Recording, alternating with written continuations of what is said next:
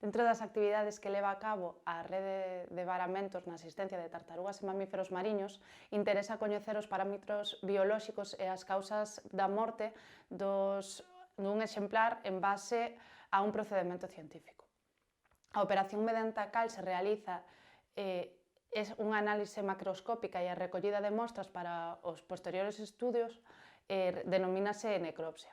Os exemplares en bo estado de frescuras serán preferiblemente destinados á realización desta necropsia, dado que deles vanse tirar unha boa información. Pero no caso de que estes animales non se atopen en bo estado de frescura, intentarase realizar igualmente un examen, dado que deles poderase recoller a máxima información posible. A necropsia sempre será realizada e dirixida por un especialista e debe ser ordenada, sistemática e completa.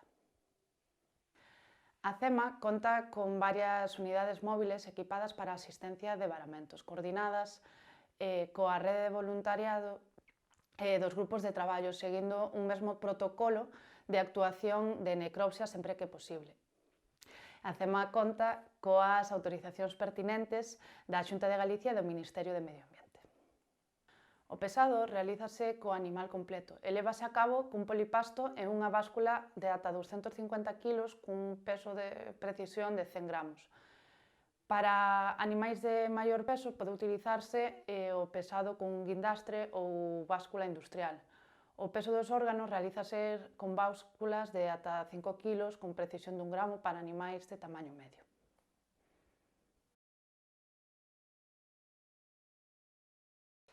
Para a recollida das biometrías, recóllense un total de 32, das cales 14 son básicas, seguindo sempre unha ficha de necropsia e de recollida de datos biolóxicos. As medidas cómpre tomalas sempre en liña recta. As biometrías e os pesos corporais sirven para establecer as dimensións e pesos parciais característicos de cada especie, detectando a través de variacións nestes valores certas anomalías que poidan relacionarse con enfermidades parasitarias e outras características. A identificación da especie realízase mediante observación superficial seguindo as guías de identificación existentes. Neste caso, trátase dun cachorro de arroaz característico pola súa cor grisácea máis escura na parte dorsal e máis clara no ventre e que ten un bico curto.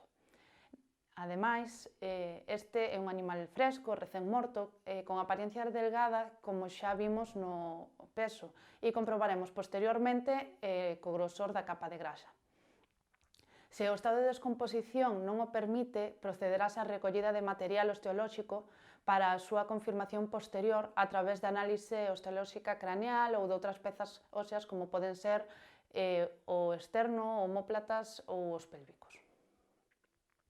A identificación de sexo realízase mediante observación superficial da área xenital situada na parte abdominal. No caso das femias presentan 3 pregues, como é neste caso.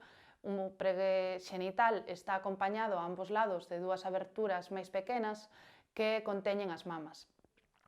Diante está o orificio xenital e detrás o anal. No caso dos machos presentan tan só 2 pregues, un anterior que é o xenital e o posterior que é o orificio anal.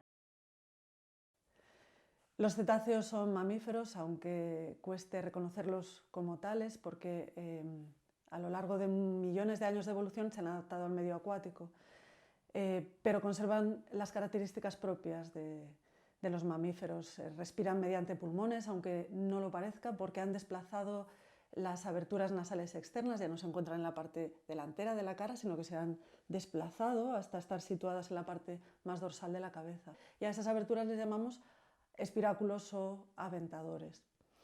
Son homeotermos, es decir, necesitan mantener una temperatura corporal alta y constante. Tienen pelo, aunque sea en poca cantidad. Los odontocetos tienen menos cantidad, pero siempre queda algún folículo piloso en la región de la cabeza, sobre todo en la zona del hocico. Muchas veces ni siquiera tiene el pelo, lo único que nos encontramos es la cripta. A lo largo de la evolución, los cetáceos también han perdido los miembros posteriores, las extremidades pelvianas, porque no las necesitan para generar el impulso en la locomoción Ese impulso se genera por lo que era la cola, que se ha transformado en un potente pedúnculo caudal, y además la piel, asociada a la parte más distal de esa cola, se ha modificado para formar una aleta caudal formada por dos lóbulos, lóbulo derecho y lóbulo izquierdo, y mediante las batidas potentes en el plano vertical es como consiguen generar el impulso para la locomoción. Como son mamíferos, pues también gestan a sus crías en el útero y las amamantan una vez que nacen.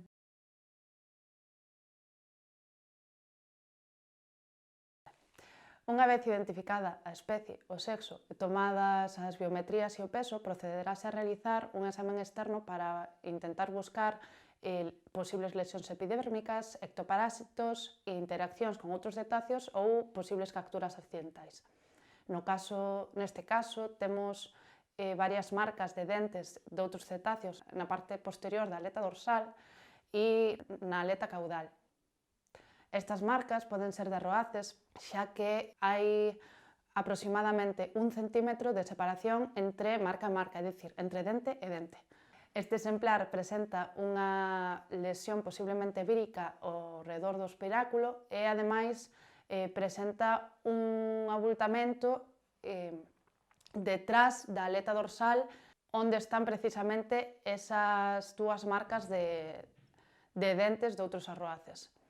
No caso de que fose un exemplar morto por captura accidental, poderíamos atopar restos de redes nas aletas, cortes directos tamén causados por redes ou por cabos, marcas de cabos, marcas de redes con ou sen hematoma e incluso cortes directos con coitelo que indicaría a manipulación directa por parte do ser humano ao animal. Poderíamos atopar tamén algún anzol enganchado na boca, na entrada do esófago, incluso no estómago. Para a recollida de mostras externas recolleremos pel, dentes e músculo e pele grasa, ademais de mostras de posibles lesións que teña un animal. No caso das mostras de pel serán para estudos xenéticos que se recollerán aproximadamente 4 tiriñas de pel de 1 por 4 centímetros e se conservarán en alcohol. As mostras de músculo e pele grasa serán para a detección de contaminantes e se recollerán 2 mostras. Unha irá nunha bolsa de plástico para a detección de metais e outra en papel de aluminio para así evitar contaminación cruzada, é dicir, a de papel aluminio será para a detección de contaminantes plásticos. Como los cetáceos no tienen pelo, su aislamiento térmico depende del desarrollo de una eficiente capa de grasa, no solo por grosor, sino por la composición de lípidos que presenta. Solo hay 3 localizaciones donde no presentan capa de grasa, que es en la aleta dorsal, la aleta caudal y las aletas pectorales, y en ellas regulan de forma muy precisa y eficaz esa conservación y pérdida de calor corporal. Eso se consigue mediante el desarrollo de una red de venas superficiales y sobre todo de unas especializaciones vasculares muy curiosas que son las redes venosas periarteriales, son muy características de los cetáceos. Para acceder al examen interno, lo primero que hacemos es retirar la extremidad torácica.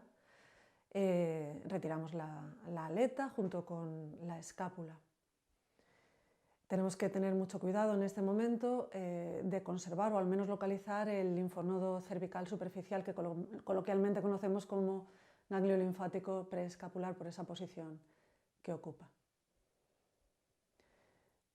Una vez retirada la extremidad torácica, lo que vamos a hacer es ir eliminando capas de grasa y músculo para poner al descubierto la caja torácica y la capa más superficial de la cavidad abdominal. Aprovechamos esta retirada de capas de grasa y de músculo para hacer una medición de la capa de grasa del animal. Ese grosor también nos va a dar datos acerca de su estado corporal. Se toman medidas de la capa de grasa más o menos a la mitad de distancia en la caja torácica, una medida en la grasa dorsal, en la grasa media y en la grasa ventral. En la región anogenital de los cetáceos podemos encontrar vestigios de su pasado como mamíferos terrestres, ya que encerrada en la musculatura corporal normalmente nos vamos a encontrar los vestigios de lo que queda de los huesos coxales o los huesos pélvicos. Siguen manteniendo esos huesos vestigiales porque son puntos de anclaje de la musculatura abdominal y en el caso de los machos también para la musculatura asociada con el pene. Para poder acceder al contenido de la cavidad torácica, lo que vamos a hacer a continuación es ir aislando cada una de las costillas y las vamos a reclinar hacia dorsal y cortar su articulación con la columna vertebral. Unha vez expostos todos os órganos, procederemos á recollida de mostras sistemática de cada un deles. Recollerase mostras para histopatoloxía conservadas posteriormente en fórmulo 10% de todos os órganos e de algún deles recolleremos mostras en bolsas plásticas para a detección de morbillivirus, PCR de Brucela e tóxicos. Como é un animal moi xoven, casi non atopamos indicios de parásitos. Agás nun dos pulmóns no que atopamos moi poucos e non xeneran ningún tipo de problema actual para o exemplar. Como todo animal salvaxe, os parásitos nunca deberían chegar a ser tantos como para poder presentar un problema ao animal, é dicir, vivirían en equilibrio co cetáceo. A non ser que unha baixada de defensas, por exemplo, ou outra enfermedade propicia a proliferación destes parásitos e lle provoquen un dano maior do que xa lle estaban provocando. En esta vista general de la cavidad torácica y abdominal, nos fijamos en el contenido primero de la cavidad torácica. Podemos ver el pulmón izquierdo, que en los cetáceos no está lobulado, ni el izquierdo ni el derecho, y cubren por completo al corazón, que está en la cavidad pericárdica, apoyado completamente sobre el esternón, en esa parte ventral. Se puede ver también la aorta, como sale del corazón y se dirige caudalmente. Ya en la cavidad abdominal vemos el hígado, que está craneal en la misma, protegido por las costillas, inmediatamente caudal a él, el estómago, que es policavitario, como en los artiodáctilos terrestres, puesto que tienen un origen común los cetáceos y los artiodáctilos terrestres, por tanto un estómago policavitario. Asociado caudalmente al estómago podemos ver el bazo por la parte izquierda y por la parte derecha, también en relación con el estómago y con la primera parte del intestino, el páncreas. El intestino de los cetáceos no podemos diferenciarlo en un intestino grueso y delgado porque tienen el mismo diámetro, histológicamente sí que los podríamos diferenciar, pero sí vemos cuando se dirige hacia su desembocadura y finaliza en el ano.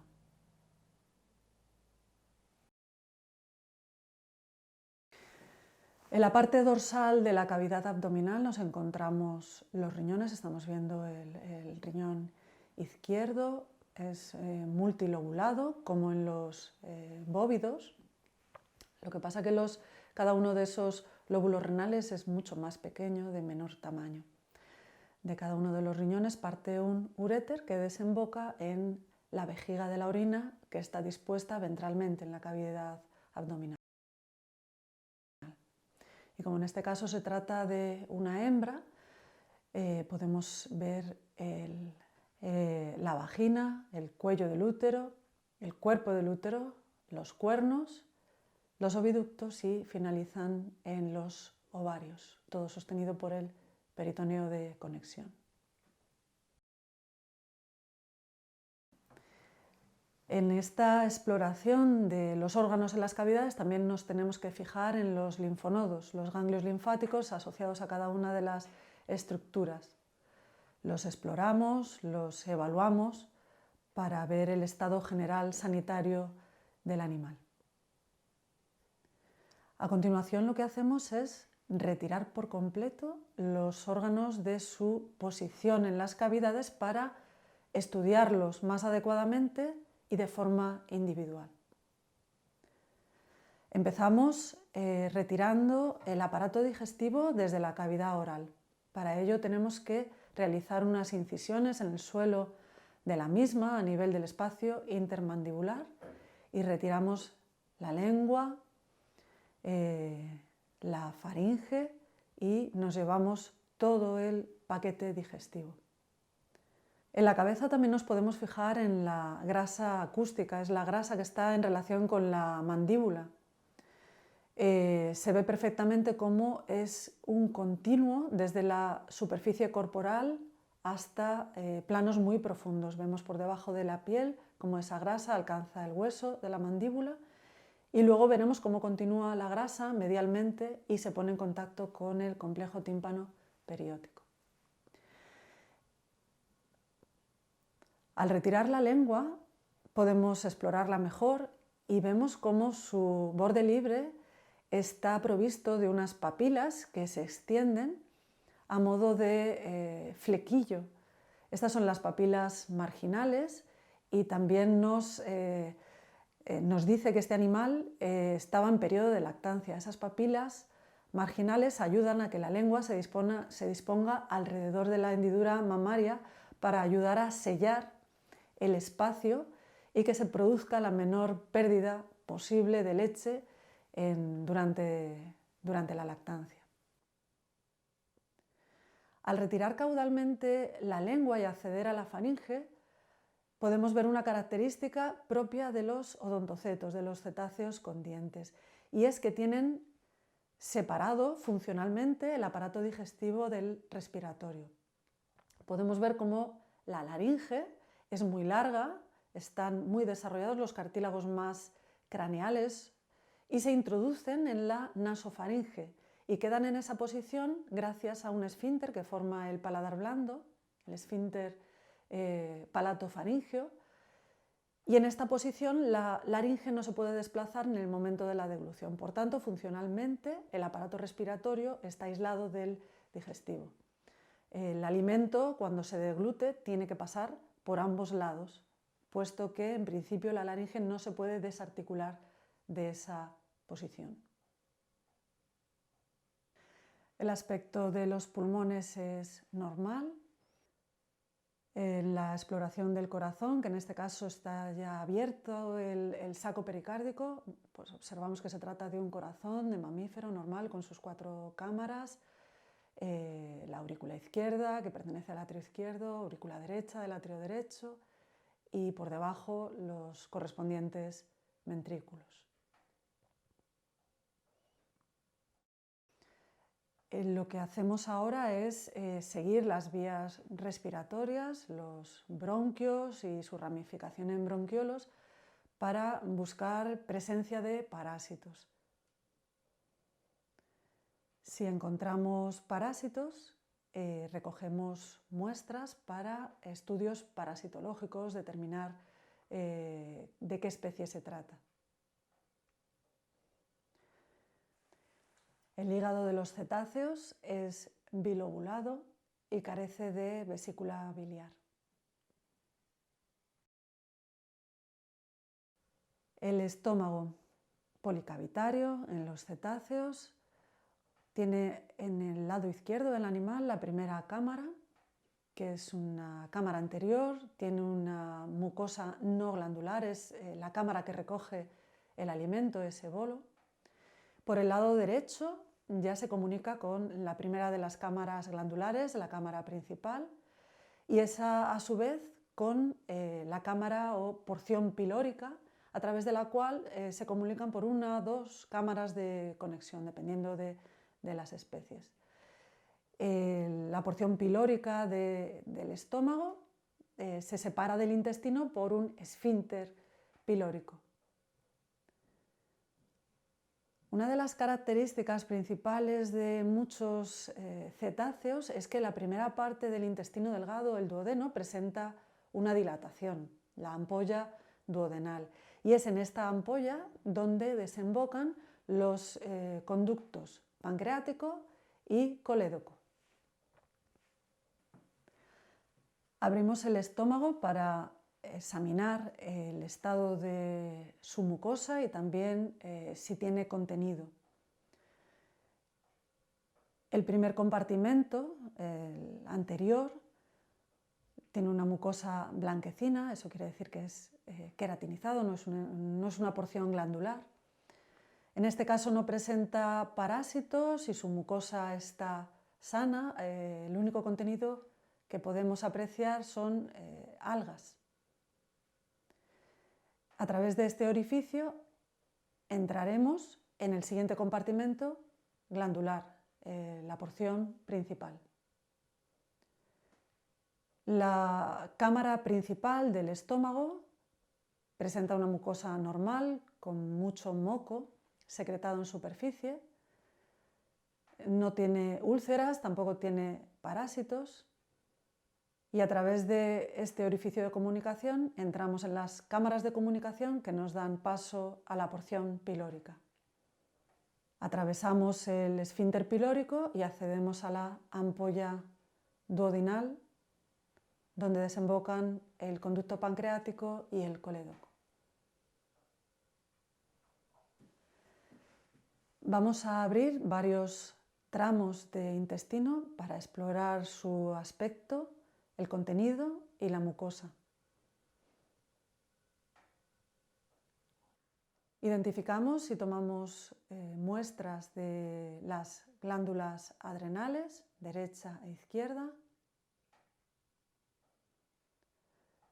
Los riñones los extraemos del animal, cortamos la cápsula y observamos al corte el aspecto de su parénquima.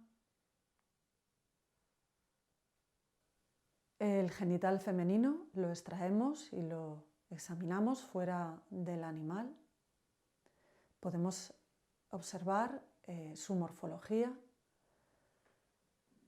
los ovarios, oviductos, cuernos del útero, cuerpo, el cuello del útero, que está muy desarrollado, la vagina y su comunicación con el exterior a través del vestíbulo vaginal en la hendidura genital, donde también podemos encontrar el clítoris. Si abrimos las hendiduras mamarias, podemos observar en ellas, escondidos, los pezones. En la cavidad torácica, en el techo, observamos una masa esponjosa de tejido vascular. Son arterias que se nutren directamente de la aorta descendente y dan muchas vueltas y se ramifican, formando un tejido especializado que se denomina redes maravillosas. Estas redes maravillosas nutren al sistema nervioso central, en primer lugar a la médula espinal, que está en el canal vertebral, y a partir de esa red epidural se abastece de sangre el encéfalo. Las redes maravillosas también parecen estar implicadas en los mecanismos que han desarrollado los cetáceos para evitar la enfermedad por descompresión. Al estar rodeadas de tejido graso, la circulación lenta de la sangre a través de este lecho vascular facilita que el nitrógeno se disperse hacia el tejido graso, protegiendo al encéfalo frente a niveles muy elevados de nitrógeno. En la región de la cabeza podemos encontrar tanto el sistema de emisión de sonidos como el de recepción de los mismos. Al introducir los dedos por el espiráculo, localizo unas cavidades a ambos lados, siempre son más grandes las del lado derecho que del lado izquierdo. Y esas cavidades, ese sistema de sacos intercomunicados entre ellos, atraviesan un estrechamiento en el cual se localizan los labios vocales o fónicos. Es el lugar donde los odontocetos producen sonidos, regulando la tensión de esos labios y haciendo recircular el aire desde los sacos más ventrales a los más dorsales. Ese sistema generador de sonidos está acoplado con una masa de grasa que se encuentra inmediatamente rostral, por delante. es el melón. Los sonidos producidos en los labios vocales o fónicos se proyectan a través del melón al medio. Los sonidos que llegan al animal desde el medio lo hacen a través de una vía alternativa, que se conoce como ventana acústica. Está asociada a la mandíbula, que se ha modificado en su parte más caudal, formando una pared muy fina que se conoce como palm bone. Ese palm bone está rodeado de masas de grasa acústica, tanto lateral como medialmente. Y la grasa medial, a su vez, está en contacto con el complejo tímpano-periótico, que es el que contiene el oído medio e interno. El pabellón auditivo ya no existe, solo queda un pequeño agujero, el meato acústico externo, que se comunica con un conducto, y esta vía ni siquiera se sabe si es funcional. Estas grasas acústicas que se encuentran en la región de la cabeza de los odontocetos no se movilizan en caso de necesidad, son grasas estructurales y se necesitan para proyectar los sonidos e tamén para su recepción. A necropsia supón o inicio da análise dun corpo e nela non sempre se atopan as posibles causas da morte do animal. Para eso necesitaremos esperar a ter os diferentes resultados dos análisis feitos ás mostras recollidas durante a necropsia para poder intentar relacionar o observado macroscópicamente con estes resultados e saber se finalmente poderemos coñecer a causa da morte.